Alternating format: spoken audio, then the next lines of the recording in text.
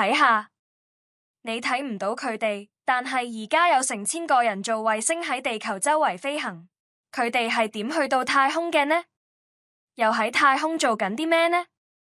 人造衛星係喺太空中圍繞地球嘅飛行器，佢哋喺太空運行嘅路徑叫做軌道，但佢哋究竟點樣飛上去嘅呢？人造衛星會先喺地球上建造，然後再經由火箭發射，送入太空。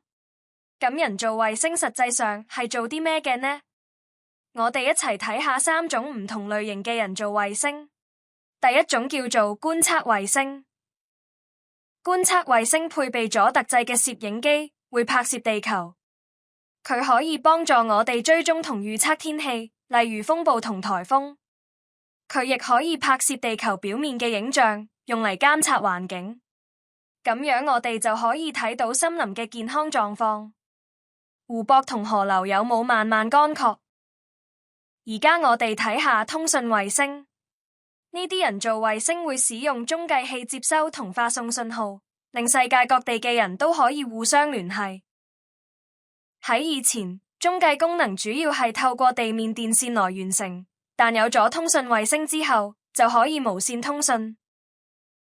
最後，我哋睇下導航衛星，佢配備咗一種非常精準嘅時鐘，叫做原子鐘。原子鐘可以幫助飛機、汽車或者智能電話透過 GPS 技術知道自己喺地球上嘅位置。關於 GPS 技術，我哋之後會再詳細講解。而家先總結一下今日學到嘅內容。人造衛星係一種圍繞地球運行嘅太空飛行器，佢哋可以幫助我哋從太空觀察地球，仲可以幫助我哋準確知道自己身處嘅位置。